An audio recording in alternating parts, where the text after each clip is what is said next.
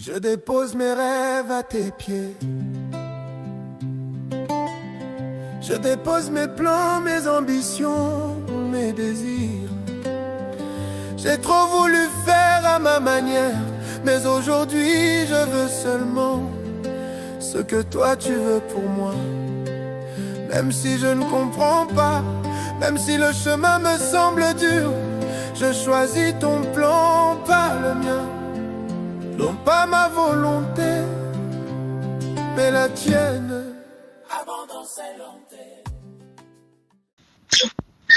Je bénis le nom de l'Éternel pour cette grâce d'être devant sa grandeur ce matin. Et je dis merci à Dieu. Père, nous voulons te célébrer pour ce matin glorieux. Nous voulons te glorifier parce que nul n'est comparable, nul n'est semblable à toi. Nous voulons te donner toute gloire et tout honneur parce que tu es le Dieu 3 fois saint. Merci Seigneur mon Dieu parce que tu as rendu ce moment possible. Comment ne pas donc exprimer notre profonde gratitude à ton endroit Seigneur Jésus. Nous te célébrons, nous te glorifions, nous te magnifions, nous t'exaltons. Ô Père, béni sois-tu Seigneur. Nous décrétons et déclarons alors que cette journée est bénie, quels que soient les projets de l'ennemi contre nos vies en cette journée. Nous les rendons, nous les changeons fait dans le nom puissant de Jésus-Christ de Nazareth.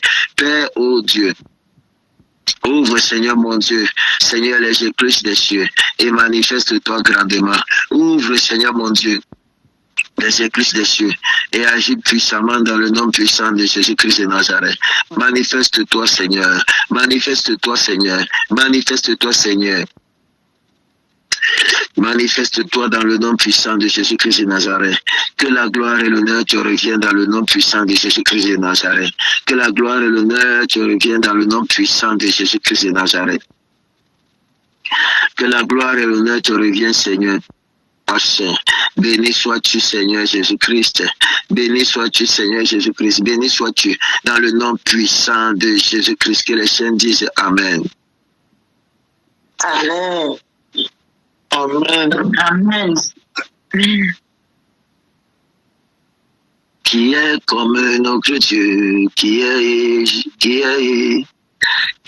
comme notre Dieu, qui est comme notre Dieu, qui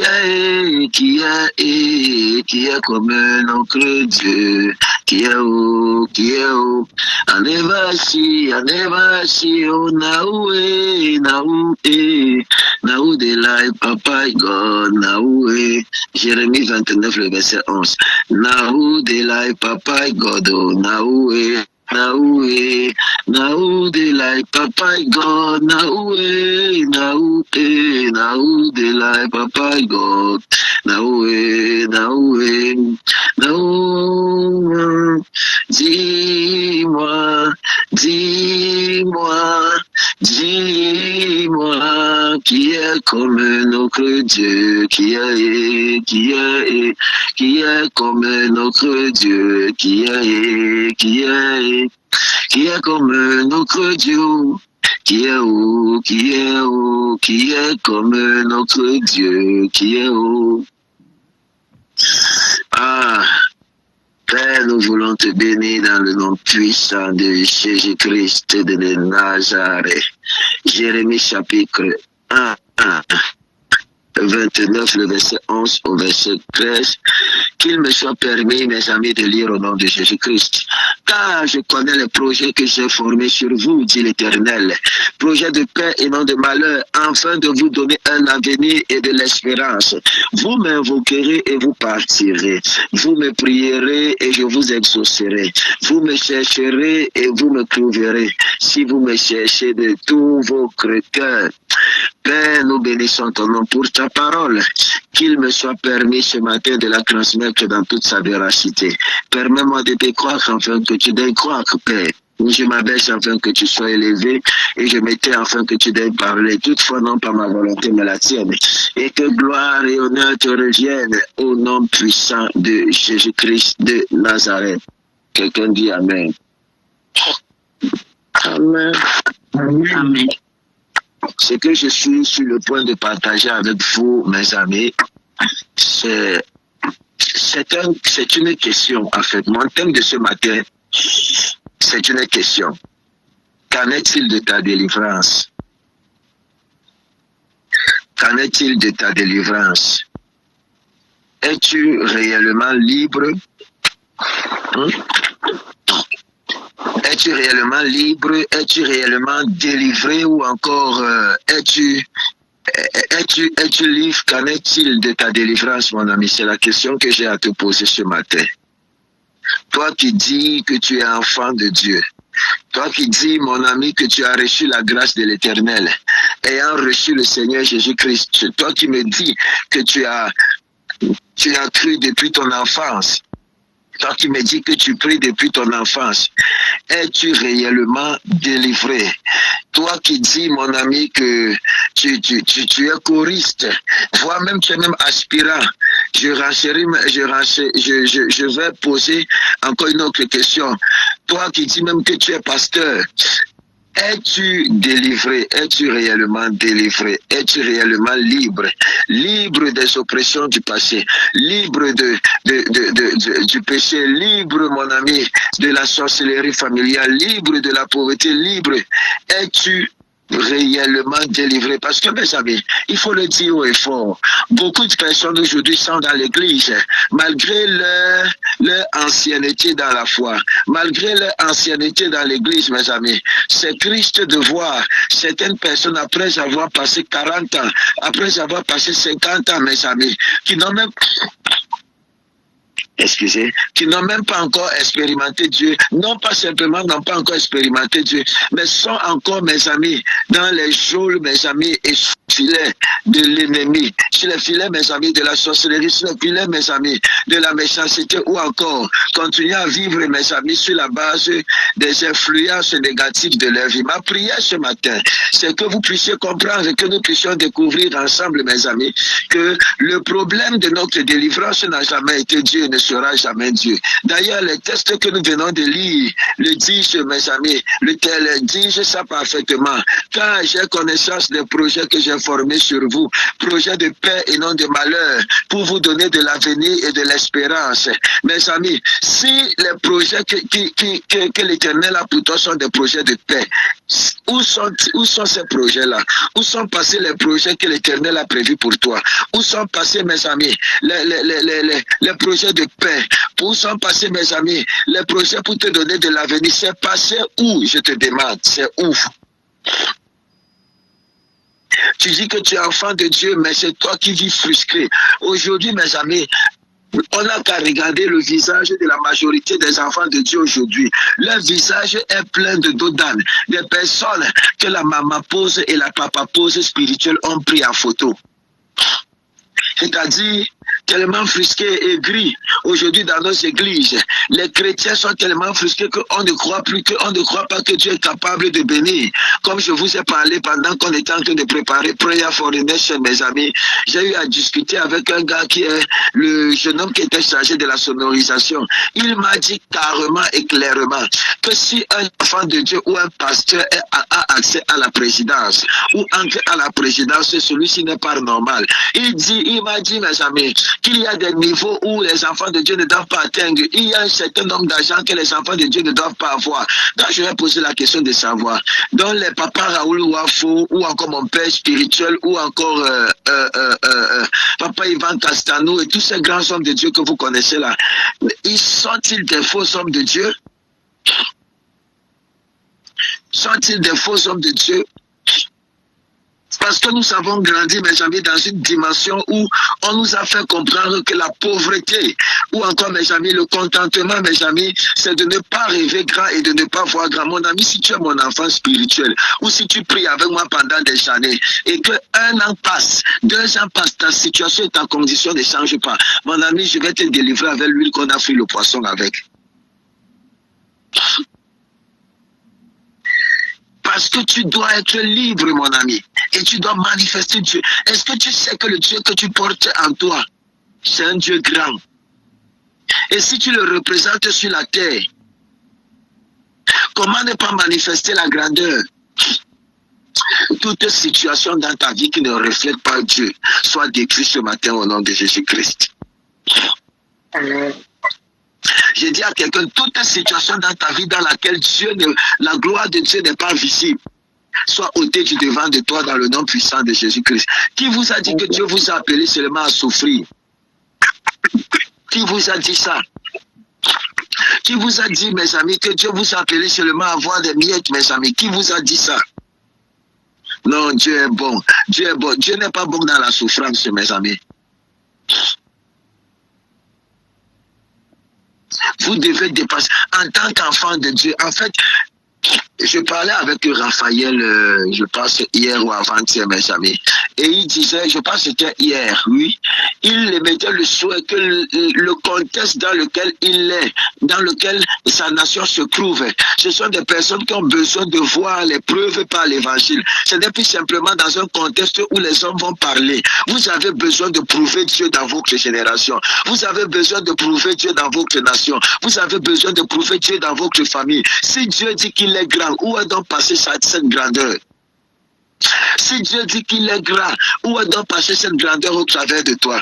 Tu pries, mais ta mentalité n'est pas encore libre. Tu pries, mais tu es encore possédé dans ta tête, tu es encore limité dans ta tête, mon ami. Que l'Éternel te libère dans le nom puissant de Jésus-Christ.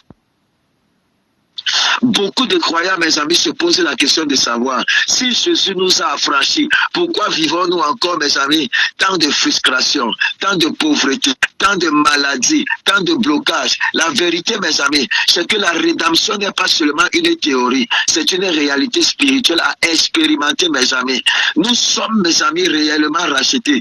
Mais tant que nous ne marchons pas dans la connaissance, dans la foi et l'obéissance, nous resterons toujours captifs de ce don, mes amis. Christ nous a déjà libérés. Tant que tu ne prends pas la connaissance et que tu ne te lèves pas, vous voyez, Jésus-Christ a déchiré le voile. Mais il y a encore des personnes qui vivent comme si elles n'avaient pas accès à Dieu. Il y a encore des personnes qui vivent comme si Dieu n'habitait pas en elles, mes amis, qui ont forcément besoin de passer par quelqu'un. Donc c'est-à-dire que si ce n'est pas ton pasteur qui te parle, Dieu ne peut pas te parler directement. Je refuse, mes amis, cette prison selon laquelle il faut que c'est seulement moi, c'est-à-dire que c'est ma bouche, c'est mes paroles qui sont oui et amen et qui sont, mes amis, la source de toute la connaissance. Mes amis, non. Tu portes Dieu en toi, je porte Dieu en moi. La seule différence entre nous deux, c'est la fonction. Amen. C'est la fonction, mon ami. Alors tu dois apprendre à comprendre que ce n'est plus simplement moi qui dois prendre tes sujets pour aller présenter ça devant Dieu et prendre Dieu pour venir simplement parler. Non, il peut arriver des moments. Je suis comme le guide spirituel qui t'enseigne comment est-ce que tu dois faire pour développer ta relation avec Dieu. Je ne suis pas ton Dieu. Ne me mettez pas dans les problèmes avec Dieu. Je ne suis pas le Dieu de quelqu'un, mes amis. Est-ce que je parle à quelqu'un? Je ne suis qu'un simple vase par lequel Dieu passe pour pouvoir se glorifier. Mais si Dieu passe par moi, il peut aussi passer par toi. Je ne suis pas en train de dire qu'on est la même chose. On ne sera jamais la même chose, frère. Les grâces sont différentes. Je suis passé par le monde pour être serviteur. Mais ce que je suis en train de te dire, mon ami, c'est que tu dois apprendre à développer ta relation avec Dieu. Et tu dois comprendre, mon ami, que le voile a été déchiré, pas pour que tu restes en retrait, mais pour créer ta relation avec Dieu. Quelqu'un me donne un amen puissant. Le problème, mes amis, le problème n'est donc pas la puissance de Dieu, mais le problème est dans la compréhension de l'homme de Dieu. De l'homme. Que l'homme a de Dieu, mes amis. Le problème ne sera jamais la puissance de Dieu. Dieu est disposé à nous délivrer, mes amis. Dieu est disposé, mes amis. Mais le problème, c'est dans notre mentalité. Est-ce que tu crois, mon ami, que Dieu t'a rendu capable de faire ce que tu dois faire? Est-ce que tu crois, mon ami, que Dieu t'a rendu capable de pouvoir vivre, mon ami, la grandeur? Est-ce que tu crois que l'Éternel te délivre de la mentalité de sauterelle, mon ami? Dieu ne se joue pas de nous. Il ne nous manipule pas comme, mes amis, dans un théâtre. Contrairement, mes amis, à ce que disait Shakespeare, le monde est un théâtre et chacun y joue son rôle. Je refuse de croire, mes amis, cette situation de Shakespeare. Dieu n'a pas créé un théâtre, mes amis. Il a établi un royaume. Nous ne sommes pas des acteurs soumis à un scénario imposé, mes amis, mais des fils appelés à manifester la gloire de Dieu et à participer, mes amis, à la création et au développement de ce monde. Si tu dis Amen, j'avance. Amen, amen, amen, amen. Amen, amen, amen. Le monde n'est donc pas une comédie, mes amis, où Dieu regarde nos souffrances pour se divertir, où il est assis sur son trône, sur sa chaise, dans son bureau, en train de se vauquer, comme un maître, mes amis, impuni, qui cherche à punir, mes amis, ses enfants. Non. Le monde, c'est une scène de révélation, où ta foi, ta persévérance et ton obéissance démontrent la sagesse de Dieu au milieu de ton entourage, mon ami. Tu n'es pas un pantin du destin, non, mon ami. Tu es un instrument du plan divin. Tu es un participant du plan divin, mon ami. Et même quand les choses semblent injustes, Dieu, mon ami, n'est pas en train de jouer, non. Il t'équipe, il te forme, il te lève. Amen. Tu n'as pas un destin à subir, tu as une mission à accomplir. Tu n'as pas un destin à subir, tu as une mission à accomplir. Lève-toi, mon ami, et possède ce que l'Éternel a déjà réservé pour toi. Il n'y a pas de manifestation aussi sans compréhension, mes amis. Peu importe comment est-ce que je peux dire que le voile est déchiré ici et que tu as accès au trône, tu as accès à Dieu. Si déjà dans ta mentalité, ce concept n'est pas assis et que tu n'as pas la révélation et la connaissance épignosis de Christ, mon ami, tu continueras à vivre comme une piètre personne, accusant Dieu et accusant les autres. Et pourtant, Dieu t'a déjà donné la responsabilité. J'ai dit, mes amis, dernièrement, lorsque j'étais en train de prêcher dans une église de mon frère, et j'étais en train de leur dire ceci: Dieu n'est pas un créateur de masse, mes amis. Dieu est un créateur, mes amis. Il crée quelque chose, il te crée de façon spécifique. Le toi que tu vois de toi là, en toi, mon ami, il n'y a pas deux autres toi dans le monde. Tu es unique, Dieu t'a créé et personne ne peut être comme toi. Mais Dieu t'a créé pour que tu puisses te reproduire et pour que tu le laisses se reproduire au travers de toi dans le monde. Si ta famille souffre encore, c'est parce qu'à un certain moment, tu n'es pas encore monté dans la dimension dans laquelle Dieu t'attend, mon ami. Tu n'es pas n'importe qui et tu es appelé à la grandeur. Si tu es délivré et libre, pourquoi tu continues à mener cette vie de bassesse, mon ami? Si tu es délivré et libre, pourquoi les sorciers continuent à avoir le dessus sur toi? Si tu es délivré et libre, mon ami, pourquoi tu continues à laisser certains événements avoir le dessus sur toi? Et pourtant, tu as la capacité de les contrôler. Hier, j'étais en train de vous raconter des visions que j'ai faites et je vous ai dit, mes amis, dans une vision ou dans un rêve, si je ne sors pas de ce rêve que j'ai vaincu ou bien que j'ai tapé ou bien que j'ai gagné, mon ami, je vais rentrer encore. Je sais, parce que j'ai mis dans ma conscience que j'ai la capacité de rentrer dans mon rêve. J'ai la capacité, mes amis. Il n'y a pas de limite à l'homme. Les seules limites sont les limites que vous acceptez. Amen. Si tu te laisses limiter par des personnes autour de toi, tu seras limité. Et je vous le chante ici tous les jours. L'homme est la seule marchandise qui se vend au prix qu'il s'est fixé lui-même. Est-ce que je parle à quelqu'un? Tu as une mission, mon ami.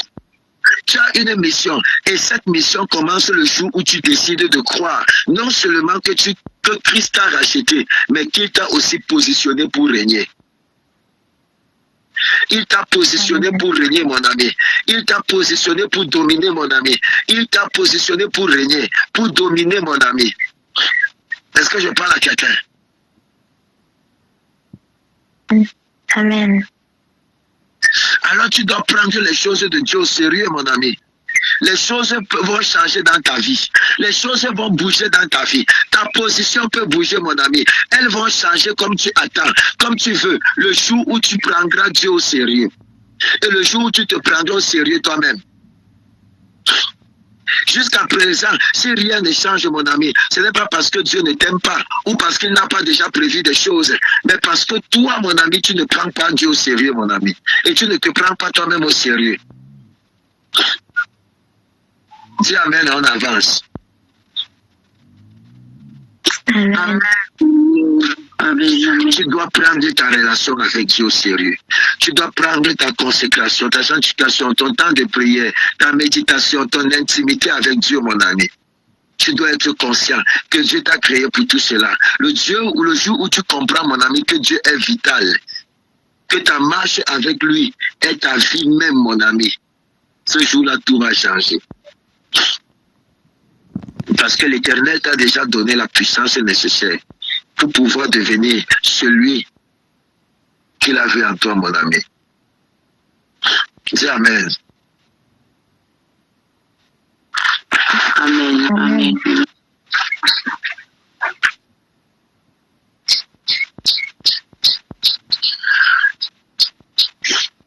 Que le Seigneur te visite ce matin. Que la main de l'Éternel soit sur toi au nom puissant de Jésus-Christ. Amen.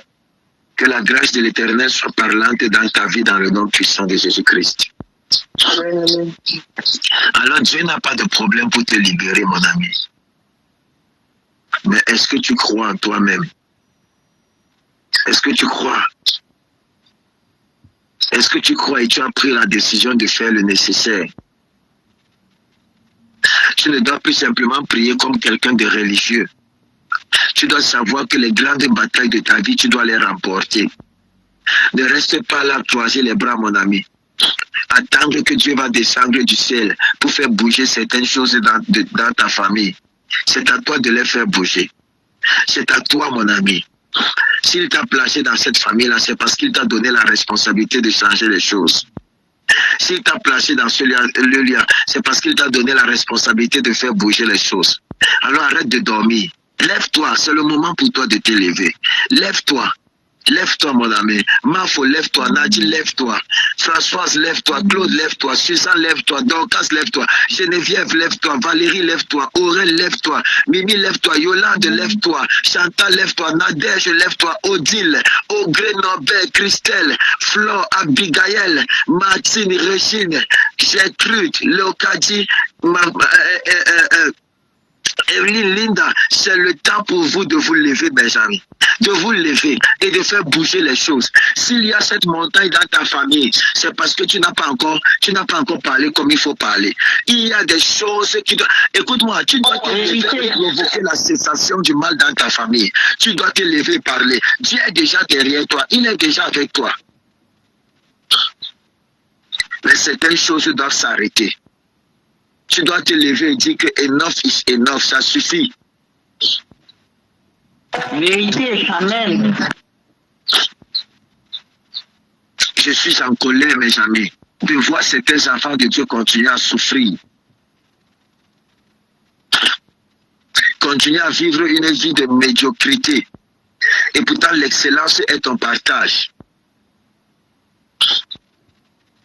Si tu es un leader, et que tu as appelé à leader les gens dans ton église ou encore autour de toi, tu dois être le modèle de ce que tu prônes, mon ami. Tu dois être, les gens doivent avoir envie de te suivre. Ils doivent avoir envie de te suivre. Tu dois leur donner l'envie de suivre ton Christ, ton Dieu.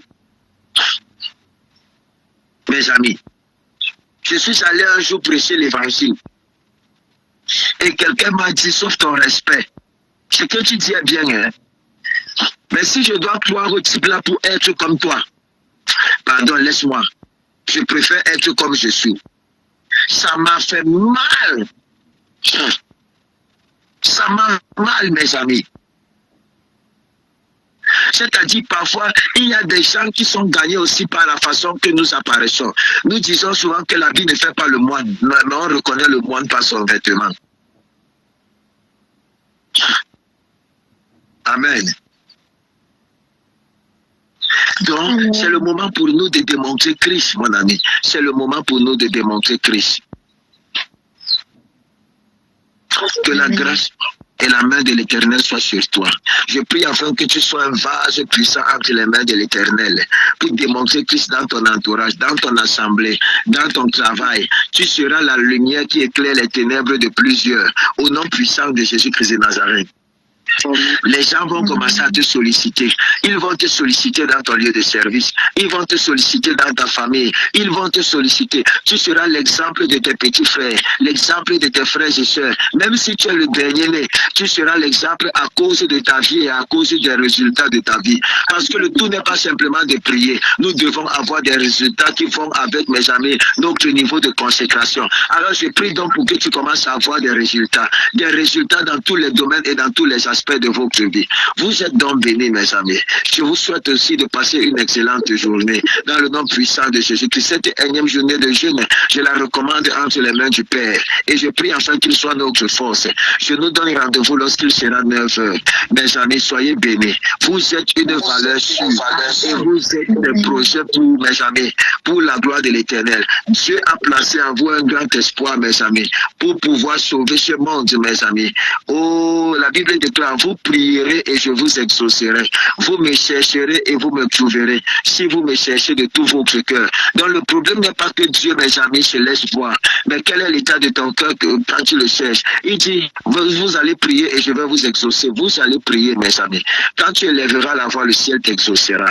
Je prie dans le nom de Jésus. Tu demanderas le matin à midi, Dieu te donnera dans le nom puissant de Jésus-Christ. Tu es béni. Excellente journée. Rendez-vous lorsqu'il sera 9h. Shalom à vous, mes amis.